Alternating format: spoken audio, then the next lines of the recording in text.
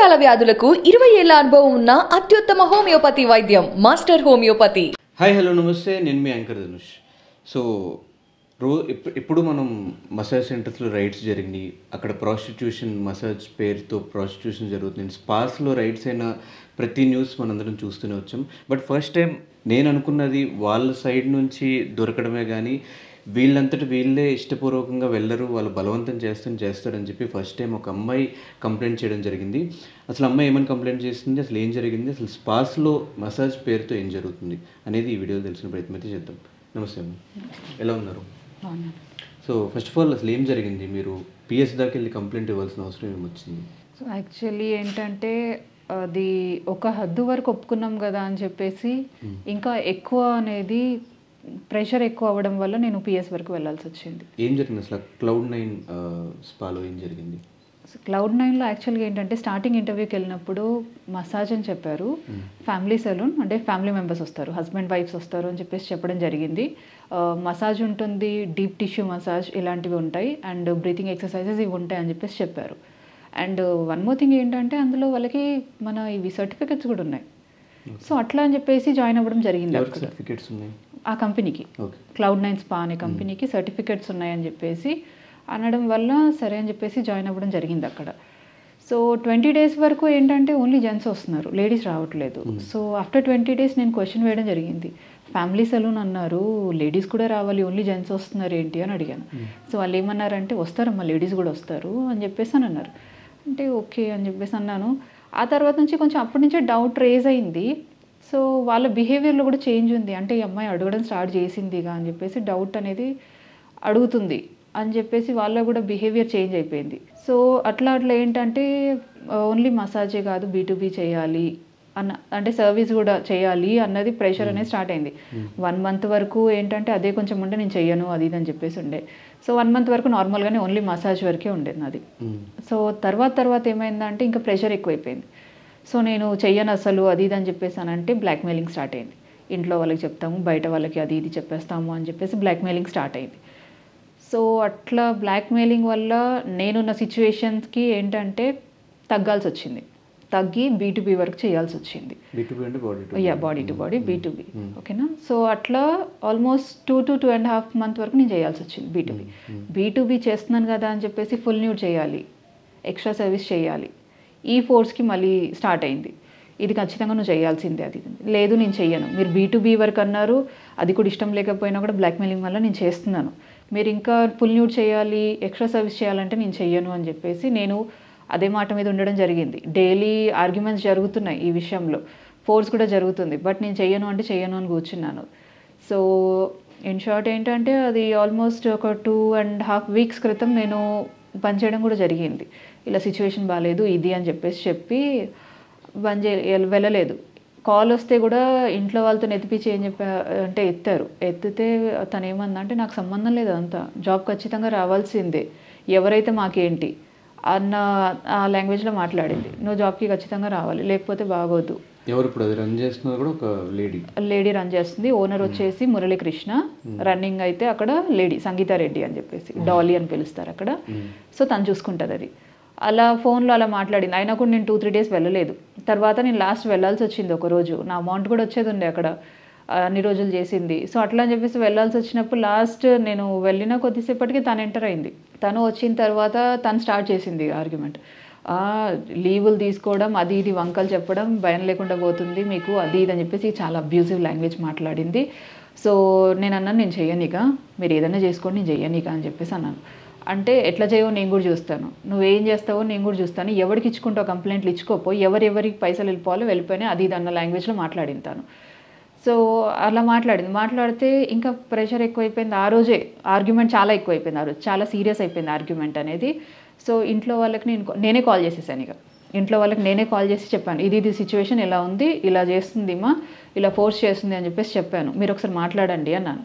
మాట్లాడండి అంటే నేను ఎవరితో ఎందుకు మాట్లాడతాను అని చెప్పేసి అక్కడ సంగీతారెడ్డి, నేను ఎవరితో ఎందుకు మాట్లాడతాను, నాకేం సంబంధం అది ఇది అని చెప్పేసి ఇంకా చాలా ఇంట్లో వాళ్ళని కూడా అబ్యూజివ్ లాంగ్వేజ్ మాట్లాడడం జరిగింది ఆ రోజు. సో వీళ్ళు ఇంట్లో వాళ్ళు ఏమన్నారంటే, లేదు నువ్వు ఫస్ట్ అక్కడి నుంచి బయటకు వచ్చేసేయని అన్నారు. ఫస్ట్ అక్కడి నుంచి బయటకు వచ్చేసి ఏది జరిగితే అది జరిగింది చూసుకుందాం, నువ్వు వస్తే ఫస్ట్ బయటకు రా అని చెప్పేసి అన్నారు. సరే అని నేను అక్కడి నుంచి బయటకు వచ్చేసాను. తర్వాత ఏసీపీ సార్కి కాల్ చేశారు. ఏసీపీ సార్కి కాల్ చేసి చెప్పారు, ఇది మ్యాటర్ సార్ అని చెప్పేసి చెప్పారు. ఆయన ఏమన్నారంటే ఫస్ట్ స్టేషన్కి వచ్చేసి కంప్లైంట్ ఇచ్చేసేయండి అన్నారు. సరే అని చెప్పేసి నేను వెళ్ళడం జరిగింది, ఏసీపీ సార్ని కలవడం జరిగింది. ఆయన అడిగారు నన్ను, కంప్లైంట్ ఇచ్చేసావమ్మా అంటే, లేదు సార్ ఇంక ఇవ్వలేదు. నేను కంప్లైంట్ ఏ విధంగా ఇవ్వాలి మీకు అని చెప్పేసి అని అడిగాను. ఎందుకు అని అంటే ఆల్రెడీ అంటే ఏసీపీ సార్ని కాదు సిఐ సార్ని అడిగాను అనమాట. ఏసీపీ సార్ దగ్గరని కలిసి నువ్వు ఎస్ఐ దగ్గరికి వెళ్ళు మాట్లాడు, నేను చెప్పేసాను ఆల్రెడీ అన్నారు. సిఐ సార్ దగ్గరికి వెళ్ళాను, ఎస్ఐ గారు తీసుకెళ్ళాను నన్ను ఆయన దగ్గరికి. తీసుకెళ్ళి ఏంటిదమ్మా అని అంటే ఇది మ్యాటర్ అని చెప్పాను. తర్వాత నేను ఆయనను అడగడం జరిగింది, ఏంటంటే ఎందుకు కంప్లైంట్ ఇవ్వలేదని అడిగారు. కంప్లైంట్ ఎలా ఇవ్వాలి సార్ అన్నాను. ఎందుకంటే మీకు పోయిన వారమే కొత్త ఏసఐ ఎవరు వచ్చారంటే వాళ్ళకి అమౌంట్ ఇలా పడేసాము, ఎవరు ఏం చేయలేరు మమ్మల్ని, ఎవరిది మామూలు వాళ్ళకి వెళ్ళిపోద్ది అని అంటున్నారు వాళ్ళు, ఎలా కంప్లైంట్ ఇవ్వాలి వచ్చి అని అడిగాను. అంటే మా 10 మంది 10 చెప్తారు, వాళ్ళు వీళ్ళు మా పేర్లు పెట్టుకొని అమౌంట్లు తీసుకుంటారు, అలా మేము తీసుకున్నట్టు కాదు కదా, ఒకసారి మీరు కంప్లైంట్ ఇచ్చిన తర్వాత మేము అలా ఇంకా పట్టించుకోలేదంటే అప్పుడు మీరు మాట్లాడాలి అన్న క్లారిటీ వాళ్ళు ఇచ్చారు. సో సరే అని చెప్పేసి కంప్లైంట్ ఇవ్వడం జరిగింది. మొన్న స్టేట్మెంట్ కోసం అని పిలిచారు నన్ను, స్టేట్మెంట్ ఇచ్చేసి వచ్చాను నేను. ఆ రోజు వాళ్ళని చూశాను, పిలిపించినట్టున్నారు, అదే రోజు చూశాను నేను, వాళ్ళు వచ్చారు, నేను స్టేట్మెంట్ అయితే ఇచ్చేసి నేను వచ్చేసాను అక్కడి నుంచి. సో ఆ తర్వాత ఏం జరిగింది అనేది ఇప్పటివరకు అయితే ఏం తెలియలేదు. రేపు నేను ఎఫ్ఐఆర్ కాపీ కోసం వెళ్ళేది ఉంది, రేపు వెళ్ళి ఏం జరుగుతుంది ఏంటి అనేది అడగాలి ఒకసారి. ఎక్కడ మీరు కంప్లైంట్ ఇచ్చిన తర్వాత వీళ్ళ సైడ్ నుంచి ఏమైనా కాల్స్ రావడం ఏమైనా జరిగింది? లేదు, నాకైతే ఏ కాల్స్ రాలేదు. నన్ను అయితే కాంటాక్ట్ చేయొద్దు అన్నారు వీళ్ళు, మన పంజాగుట్ట పోలీస్ స్టేషన్ వాళ్ళు, మీరు ఏ కాంటాక్ట్స్ పెట్టుకోకండి అని చెప్పేసి అన్నారు. ఏది వెళ్ళినా లీగల్గా వెళ్దామని చెప్పేసి అన్నారు. అంటే ఓకే లీగల్గా వెళ్దాం అన్నారు కదా అని చెప్పేసి నేనేం మాట్లాడడం జరగలేదు. నాకు కూడా ఏం కాల్స్ అయితే ఏం రాలేదు. ఎక్కడుంది మసాజ్ సెంటర్? అమీర్పేటలో ఉంది. అమీర్పేటలో ఎక్కడ? కళామందిర్ లైన్లో ఉంటుంది, Cloud9 స్పా. ఇది Omega apartments, Karur Vysya bank ఆపోజిట్లో ఉంటుంది ఒమేగా అపార్ట్మెంట్స్, అందులో ఉంది. ఇప్పటికీ రన్నింగ్లోనే ఉంది, ఇప్పటికి కూడా రన్నింగ్లోనే ఉంది. అది అదొకటే కాదు, వాళ్ళకి ఇంకా 2 ఉన్నాయి స్పాస్, ఒకటి సోమాజిగూడలో ఉంది, ఇంకొకటి కుక్కట్పల్లిలో ఉంది. సో మీరు స్టార్టింగ్ ఇంటర్వ్యూకి వెళ్ళినప్పుడు మీకు తెలియదు అక్కడ ఇలా చేస్తారు జరుగుతుంది అని? లేదు, యాక్చువల్ ఏంటంటే ఇప్పుడు మీరు వెళ్ళి చూసినా కూడా ఆ స్పాకి ఇది స్పా అని మీరు అనుకోరు. ఎందుకంటే ఆ వాతావరణం కానీ అది మీరు ఇప్పుడు అందులోకి ఎంటర్ అయినా ఇది స్పా అంటారా అని అంటారు. ఎందుకంటే అదొక బ్యూటీ పార్లర్ లాగానే ఉంటుంది. అండ్ అటు అంత పాష్గా ఏమి ఉండదు, అది నార్మల్గా యాజ్ అ బ్యూటీ పార్లర్ ఎలా ఉంటుంది సింపుల్గా చిన్న అది అలా ఉంటుంది అది. సో ఎవరికి అంత నాలెడ్జ్ రాదు ఇందులో అలా జరుగుద్ది అని చెప్పేసి, బయట వాళ్ళకైతే నాలెడ్జ్ రాదు. అందులో వచ్చే క్లయింట్స్ కంటే ఓల్డ్ క్లయింట్స్ కాబట్టి వాళ్ళకి తెలిసి ఉంటుంది. ఒకవేళ తెలియని క్లయింట్స్ ఎవరైనా ఉంటే వాళ్ళు అప్రోచ్ అయ్యి వస్తారు, అంటే ఫోన్స్ చేసి వాళ్ళు వస్తారు, తెలుసుకొని మరి వస్తారు. అండ్ ఫస్ట్ టైం మిమ్మల్ని ఫోర్స్ చేసినప్పుడే మీరు ఎందుకు కంప్లైంట్ ఇవ్వలేదు? 2.5 months తర్వాత ఈ రోజు మీకు డబ్బులు రావట్లేదు అని చెప్పి కంప్లైంట్ ఇవ్వడం ఏంటి? డబ్బులు రావట్లేదు అని కంప్లైంట్ ఇవ్వలేదు నేను అదే డబ్బులు రావట్లేదు అని అనుకుంటే డైరెక్ట్ నేను ఓన్లీ పిఎస్ వాళ్ళకే చెప్పేదాన్ని. పిఎస్ వాళ్ళకే చెప్పి నా అమౌంట్ నాకు రికవరీ చేయించండి, నాకు ఈ గొడవలు వద్దు, నాకు ఈ చికాకులు వద్దు అని చెప్పి నేను వాళ్ళకే చెప్పేదాన్ని. నేను ఒక ఇంటర్వ్యూ కూడా ఇచ్చేదాన్ని కాదు, అండ్ ఈ విషయం అనేది మీడియా వరకు కూడా వచ్చేది కాదు. నేను కారణం ఏంటంటే ఇలాంటి సిచ్యువేషన్ ఎవరికి ఫేస్ అవ్వకూడదు. ఒకవేళ తెలియక ఎవరైనా ఇన్వాల్వ్ అయినా కూడా వాళ్ళు బయటపడడానికి ఇదొక హెల్ప్ అవుతుందని నేను అనుకుంటున్నాను. సో అందుకే నేను బయటకు వచ్చి చెప్పడం జరిగింది అంతే. సో మీరైతే స్టార్టింగ్ వాళ్ళు ఫోర్స్ చేసినప్పుడు ఎందుకు కంప్లైంట్ ఇవ్వలేదు నా question? Because of blackmailing, that is what I said నా. యాక్చువల్లీ ఏంటంటే ఎవరన్నా అమ్మాయిలు బ్లాక్మెయిలింగ్కి భయపడతారు, అది నార్మల్ సిచ్యువేషన్స్ ఉన్న అమ్మాయిలన్నా భయపడతారు. తప్పు చేయలేదు, బట్ వాళ్ళు ఏంటంటే ఒక నార్మల్ అమ్మాయి వేరు ఉంటుంది, ఆల్రెడీ సిచ్యువేషన్స్ బాగాలేని అమ్మాయి వేరే ఉంటుంది. ఫ్యామిలీ ఇష్యూస్ అంటే ఇప్పుడు నేను సింగిల్ పేరెంట్ని, నాకు 3 పిల్లలు ఉన్నారు. అండ్ దట్టు ఏంటంటే రీసెంట్గా నాది డివోర్స్ అనేది నడుస్తుంది ఆల్రెడీ కోర్టులో. సో ఈ సిచ్యువేషన్స్ వల్ల అందులో ఒకటి వాళ్ళు బ్లాక్మెయిలింగ్ ఏమనుకుంటారు, 10 మంది ఏమనుకుంటారు, ఆల్రెడీ ఇలా ఈ సిచ్యువేషన్లో ఉంది అంటే అది చేయకుండా ఉంటుందా, చేసే ఉంటుంది అన్న సిచ్యువేషన్ ఆల్రెడీ ఉంటుంది. ఈ ప్రెషర్స్ ఈ టెన్షన్స్ వల్ల నేను బయటికి రాలేకపోయాను. అది కాకపోతే లాస్ట్ నేను బయటికి రావడానికి సిచ్యువేషన్ ఏంటంటే వాళ్ళు ఇంకా ఫోర్స్ చేస్తున్నారు, B2Bకి మించి ఫోర్స్ చేస్తున్నారు వాళ్ళు. సో అట్లా ఎక్స్ట్రా సర్వీస్ చేయాలి అది ఇదని ఫోర్స్ చేస్తున్నారు.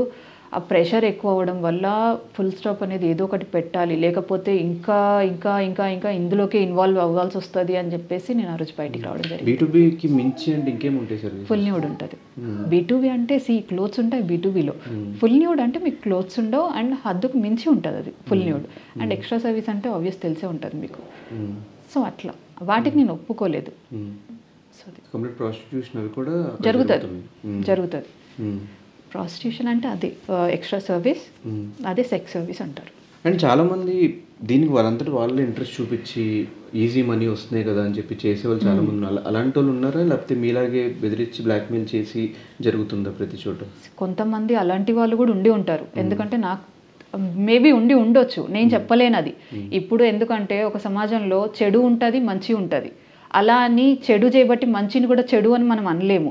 సో అలా అని ఇప్పుడు ప్రతి ఒక్క అమ్మాయిలు అలాగే అని మనం కూడా చెప్పలేము. కొంతమంది సిచ్యువేషన్స్ బాగాలేక ఫ్యామిలీ ఇష్యూస్ వల్ల వస్తారు ఇందులోకి. వచ్చాక పనే కదా అనుకొని వస్తారు, కానీ తెలియక వాళ్ళు అందులో ఇరుక్కుపోతారు. బయటికి రాలేని సిచ్యువేషన్స్ ఉంటాయి వాళ్ళకి. సో అది నేను బయటికి వచ్చి చెప్పడానికి కారణం అది. ఏంటంటే ఇప్పుడు కొంతమంది అమ్మాయిలు తెలియక ఇందులోకి ఎంటర్ అవుతారు. మసాజే కదా, అమౌంట్ వస్తాయి కదా, చేసుకుందామని ఎంటర్ అవుతారు. తర్వాత ఏంటంటే వీళ్ళకి ఈ ఫోర్సింగ్, అబ్యూజివ్ లాంగ్వేజ్ అండ్ ఇంకోటి ఏంటంటే బ్లాక్మెయిలింగ్, ఇవన్నీ ఏంటంటే స్టార్ట్ అవుతాయి. వాళ్ళు అటు చెప్పుకోలేరు, ఇటు చెప్పుకోలేరు. ఎవరికి చెప్పుకుంటారు? సొసైటీకి చెప్పుకుంటే నువ్వు చేసే ఉంటావు అందుకే చెప్తున్నారు, లేకపోతే ఎందుకు చెప్తారన్న రివర్స్ అమ్మాయి మీద నిందలేస్తారు. సో అందుకని ఏ అమ్మాయి కూడా ముందుకు రాదు చెప్పుకోవడానికి. అట్లా ఏంటంటే వాళ్ళు అందులోనే ఇరుక్కుపోతున్నారు అలాగా. సో ఏంటంటే నేను రావడానికి బయటికి కారణం ఏంటంటే, నేను అనేది ఒకటి, మీరు ఫస్ట్ ఆ బ్లాక్మెయిల్కి భయపడకండి. నేను ఆల్రెడీ భయపడ్డాను కాబట్టి నేను రాలేకపోయాను ఇన్ని రోజులు. మీరు భయపడకండి, భయపడకుండా వచ్చి ఒక కంప్లైంట్ అనేది రేస్ చేయండి. రేస్ చేస్తే రేపటి రోజున ఇంకొక అమ్మాయి కూడా అలాంటి సిచ్యువేషన్స్లలో పడకుండా ఉంటుంది. తెలిసి వెళ్ళిన వాళ్ళు అది వాళ్ళ లైఫ్, వాళ్ళ ఇష్టం. తెలవక వెళ్ళి అందులో ఇరుక్కుపోయిన వాళ్ళ గురించి నేను చెప్తున్నాను. తెలిసిన వాళ్ళంటే వాళ్ళ అమౌంట్కి ఆశపడి ఉండొచ్చు, లేదా వాళ్ళ సిచ్యువేషన్స్ ఎలా ఉన్నాయో మనకు తెలియదు, అది మనం జడ్జ్ చేయలేము వాళ్ళని. వాళ్ళకి తెలిసి ఉంటుంది. బట్ తెలియకుండా వెళ్ళి ఇరుక్కుపోయే వాళ్ళ గురించి నేను చెప్తాను జరుగుతుంది ఇది. సో అంత ఈజీ మనీకి అలవాటు పడుతున్నారు అంటే మ్యాక్సిమం చాలా సంపాదిస్తేనే వీళ్ళ ఫ్రెండ్స్ అందరిని కూడా తీసుకొస్తుంటారు కదా. ఎంత వస్తాయి అసలు మామూలుగా ఈ మసాజ్ చేసే వాళ్ళకి ఇలాంటి ప్లేసెస్లో? ఓన్లీ మసాజ్కైనా దేనికైనా ఇక్కడ ఎలా ఉంటుందంటే, ఇప్పుడు ఒక క్లయింట్ ఒక 3,000 కానీ 5,000 కానీ పే చేస్తాడు. దాంట్లో 50% ఒక్క మసాజ్ అని కాదు, ఓన్లీ మసాజ్కి అయితే 1,500 to 2,000 ఉంటుంది. ఓకేనా? అందులో 50% ఉంటుంది, అమ్మాయికి 50% ఇవ్వాలి అండ్ 50% కౌంటర్ ఫీజ్ అన్నట్టు అలా వెళ్ళిపోతుంది. ఇది ఒకటే కాకుండా ఏంటంటే టిప్స్ వైజ్ కూడా ఇస్తారు. ఇప్పుడు క్లయింట్ మసాజ్ నచ్చి టిప్స్ కూడా ఇస్తారు క్లయింట్స్. సో ఆ అమ్మాయికి ఆ అమౌంట్ కూడా వస్తుంది. సో అదే ఒకటి ఓన్లీ మసాజ్కి అయితే. సర్వీస్కి అయినా కూడా అంతే ఉంటుంది, 50% ఉంటుంది. అందులో కూడా టిప్స్ ఉంటాయి, మళ్ళీ అందులో కూడా అమౌంట్ వచ్చేది ఉంటుంది, 50% ఉంటుంది. సో అలా మ్యాక్సిమం ఒక అమ్మాయికి డైలీ వచ్చేసి ఒక 3,000 నుంచి 5,000 వరకు వస్తాయి. అంతకు మించే వస్తాయి, బట్ నార్మల్ మినిమం అమౌంట్ నేను చెప్తున్నాను, 3,000 నుంచి 5,000 వరకు వస్తాయి డైలీ. సో ఆ లెక్క ప్రకారం ఒక 1 మంత్కి వస్తాయి కదా, ఒక 1 lakh వరకు. సో ఏంటంటే తెలిసి వెళ్ళే అమ్మాయిలు ఏమో నాకు తెలీదు, కానీ తెలియక ఇందులో చాలామంది ఇన్వాల్వ్ అయ్యి ఉన్నారు. అది వాళ్ళు బయటికి రాలేక, ఇంట్లో వాళ్ళకి చెప్పుకోలేక ఉన్న సిచ్యువేషన్స్ కూడా చాలామంది ఉన్నాయి.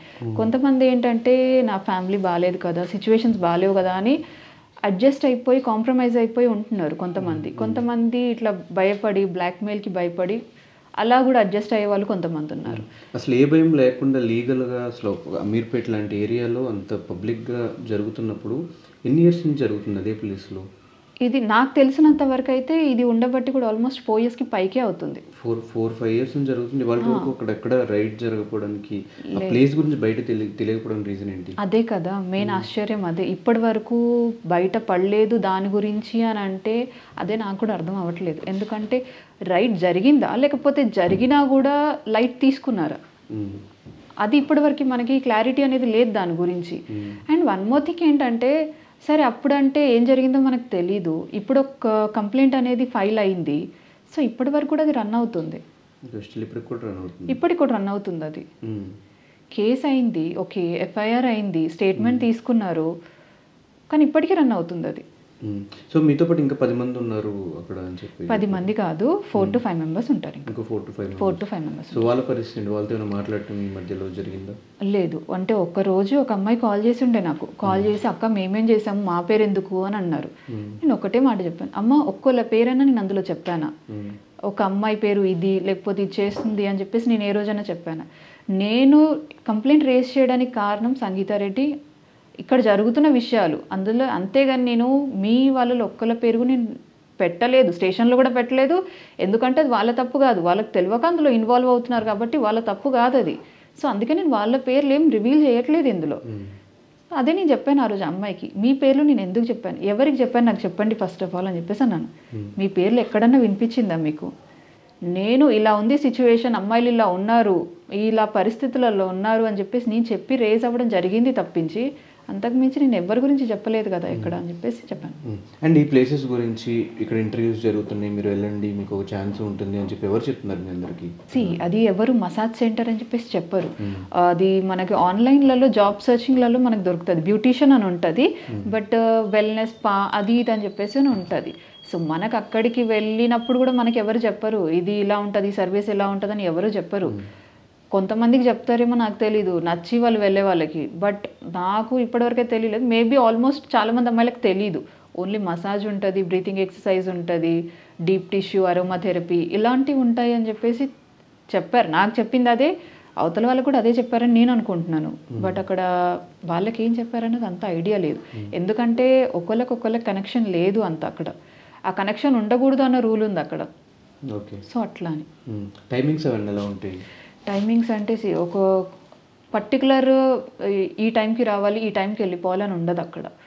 కొంతమంది ఏంటంటే 11కి వస్తారు, కొంతమంది 12కి వస్తారు, 12:30కి కూడా వస్తారు, కొంతమంది 10:30, 11:30 కూడా వస్తారు. వెళ్ళడం కూడా అలాగే ఉంటుంది. టైమింగ్స్ 7:30, 8, 8:30, 9 అలా ఉంటుంది. మరి ఇంత జరుగుతున్నప్పుడు ఆ చుట్టుపక్కల ఎవరు దీని గురించి కంప్లైంట్ ఇవ్వడం, ఇక్కడ జరుగుతుందని చెప్పడం కానీ ఏం చేయట్లేదా? ఇంతమంది అబ్బాయిలు కంటిన్యూస్గా వస్తున్నారు, ఇంతమంది అమ్మాయిలు ఉంటున్నారు లోపల అని. లేదు, నాకు తెలిసినంత వరకు అయితే ఇప్పటివరకు కంప్లైంట్ అయితే రాలేదని అనుకుంటున్నాను. ఎందుకంటే నేనైతే వినలేదు ఇప్పటివరకు. ఒకళ్ళు వచ్చి కూడా ఇలా గొడవ పెట్టడం కూడా నేను ఎప్పుడు చూడలేదు. ఇది నేను ఇప్పుడు కేసు ఫైల్ చేయడం వల్ల చేసిన తర్వాత కూడా యువతలో చుట్టుపక్కల వాళ్ళకు కూడా తెలియలేదో, లేకపోతే ఇప్పటికైనా వాళ్ళు రేస్ చేశారో లేదో కూడా తెలియదు నాకు. ఎందుకంటే నేను ఆ తర్వాత నుంచి అక్కడికి వెళ్ళలేదు.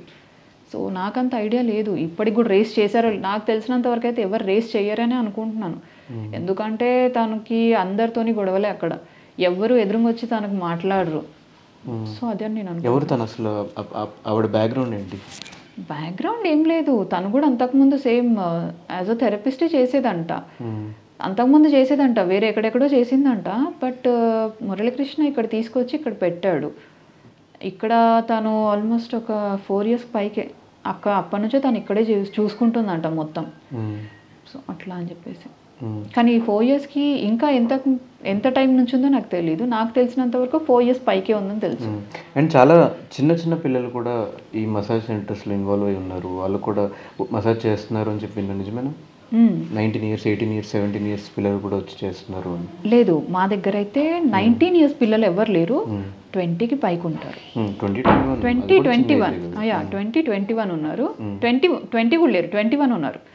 బట్ అంత డౌన్కి అయితే లేరు, 21కి మించిన అమ్మాయిలు ఉన్నారు, అది చెప్పచ్చు. సో ఇలా బ్లాక్మెయిల్ చేయడం వల్ల చాలామంది ఉండిపోతున్నారని మీరు చెప్తున్నారు, ఇష్టపూర్వకంగా చాలామంది ఉంటున్నారు. సో మీరు ఏ కేటగిరీలో ఉన్నారు ఇందులో? నేను ఏంటంటే యాక్చువల్లీ తెలియక వెళ్ళాను నేను. ఇది నాకు actually first of all spa అంటే ఏంటనేది తెలీదు. సో బ్యూటీషియన్ అనేది అందులో ఉండే దాంట్లో జాబ్ ఇప్పుడు వెరిఫై చేసుకున్నాం. లేదు, ఎవరు లేరు. స్టార్టింగ్ ఏంటంటే బ్యూటీషియన్ అనేది చూసి నేను జాబ్ ఇంటర్వ్యూకి వెళ్ళాను.